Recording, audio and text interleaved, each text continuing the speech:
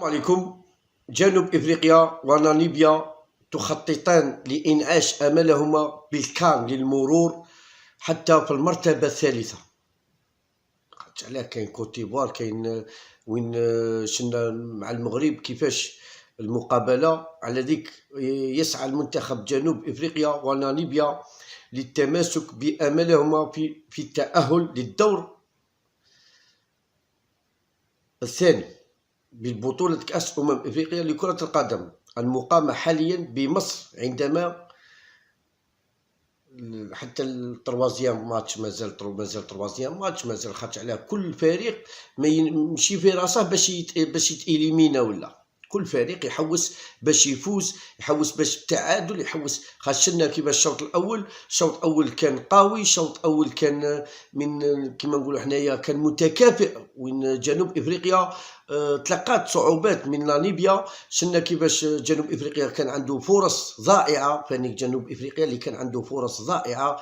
ما نقولوش باللي جنوب افريقيا ما لعبش في الشوط الاول. شفنا الشوط الاول وين شفنا كيفاش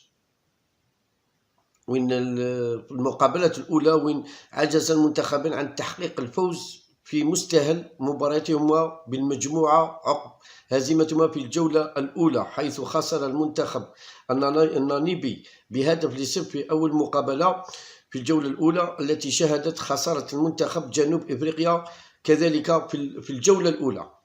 وتبدو حظوظ المنتخب جنوب إفريقيا أوفر نسبيا لحصد 3 نقاط الثلاثة والتأهل للدور إقصائي، لو عن طريق التواجد ضمن أفضل 4 منتخبات، خاصة على المركز الثالث في المجموعات ال6 بالمرحلة المجموعات، بالنظر إلى الفرق الإمكانيات. وين شفنا أنا نشوفوا في المقابلة ضروا كيفاش تلعب مقابلة ما راهيش سهلة، ما نقولوش مقابلة سهلة من جانب الناميبي، فانيك اللي راه يحاول، خاطر علاه في زوج خسروا. الفريق اللي يربح تكون عنده حظوظ، في زوج خسروا، والفريق اللي يربح يكون عنده حظوظ. يكون دونك غادي الفريق اللي يربح منهم غادي يتلاقى بالكوت ديفوار، وين تكون كما يقول لك 90 دقيقة فاصلة، 90 دقيقة اللي تكون فاصلة. من جانب يأمل المنتخب الناميبي الذي يشارك للمرة الثالثة في تاريخه بالبطولة في الحصول على نقطة تعادل على الأقل تقدير، وتعويض خسارته في آخر لحظة أمام منتخب شنا كيفاش خسر، والتي جاءت عبر نيران صادقة بعدما سجل مدافعي الناميبي هدف بالخطأ في مرماه في الدقيقة 89 عن عمر المباراة. وشدد وين المدرب جنوب إفريقيا على أهمية تلك المواجهة، حيث قال المنتخب الناميبي لعب مباراة جيدة أمام المنتخب المغربي، وهو فريق جدير بالاحترام. ورانا نشوفوا فيه كيفاش الشوط الأول كيفاش لعب، وين خرجوا 0-0 بكل قوة. فريق اللي ما تقولش باللي هذو فرق راهم منهزمين، ولا شفنا مقابلة لجنوب افريقيا تلاقي صعوبات، خاصة نهضر على الشوط الأول. لا الشوط الأول وين تلقى صعوبات كبيرة. على ذلك احنا نقولوا بلي لو أوضاع يجب أن تكون وين خاصة ليبيا وين عندها الخلل تاعها في ترجمة الفرص إلى أهداف. شفنا 3 فرص تاع ليبيا وين ضاعوا بسهولة تامة. شفنا عندهم دفاع متكامل، عندهم وسط ميدان، خاصهم في الهجوم واحد اللي ترجم الفرص إلى أهداف. احنا شفنا الشوط الأول جنوب إفريقيا ضيع وليبيا ضيعت. على ذيك نقولوا بلي اللي يفوز بالمقابلة اليوم، اللي يفوز بالمقابلة غادي يروح في المرتبة الثانية، أحسن 100 تروازيام، غادي يفوتوا 4 100 تروازيام. يعني غادي نشوفوا كيما نقولوا نشوفوا 100 تروازيام تشوفها بين ليبيا ولا جنوب افريقيا، خاصة جنوب افريقيا اللي معروف عنده تاريخ فاني جنوب افريقيا. وسيكون كل منتخب بمثابة كتاب مفتوح، وين الشوط الثاني غادي يكون كتاب مفتوح للآخر، آخر دقيقة، بعدما سبق أن التقيا كثيرا خلال بطولة كأس، غير أنهما يستعدان لملاقاة وين استعدوا لهذه المقابلة للمرة الثانية في إفريقيا، وين تلاقاو زوج خطرات. وسبق لجنوب إفريقيا أن التقى بجارته ناميبيا في مرحلة المجموعات بنسخة البطولة التي جرت في بوركينا فاسو 1998، حيث انتهى اللقاء بفوز جنوب إفريقيا ب4 لهدف قبل أن يشق طريقه نحو التأهل للمباراة النهائية التي خسر أمام نظيره مصر ب1-0. وشهدت تلك المباراة تألق المهاجم جنوب إفريقيا سابقا الذي أحرز جميع أهداف جنوب إفريقيا أمام ناميبيا بتسجيله 4 أهداف خلال 13 دقيقة فقط، ليدخل تاريخ البطولة بتسجيل أسرع سوبر هاتريك في تاريخ إفريقيا. وبصفة عامة التقى المنتخبان في 9 مناسبات ودية ورسمية، حيث حقق المنتخب جنوب إفريقيا 6 انتصارات مقابل فوز واحد لناميبيا، فيما خيم التعادل على مواجهتين بينهما بالتعادل. حنايا اليوم نقولوا بلي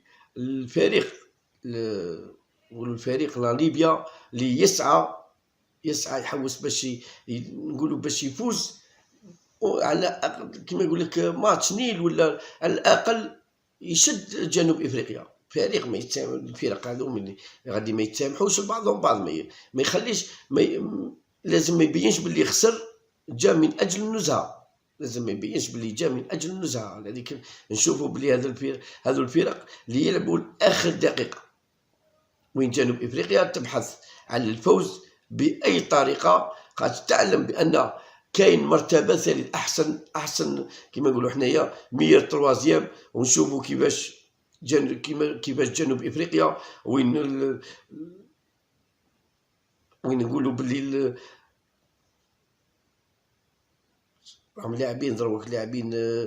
لاعبين 60 دقيقة 0-0. مقابلة ماهي سهلة، مقابلة اللي نقولوا باللي وين نشوفوا كيفاش جنوب افريقيا راه يلعب ب3 سنين 4-2-3-1،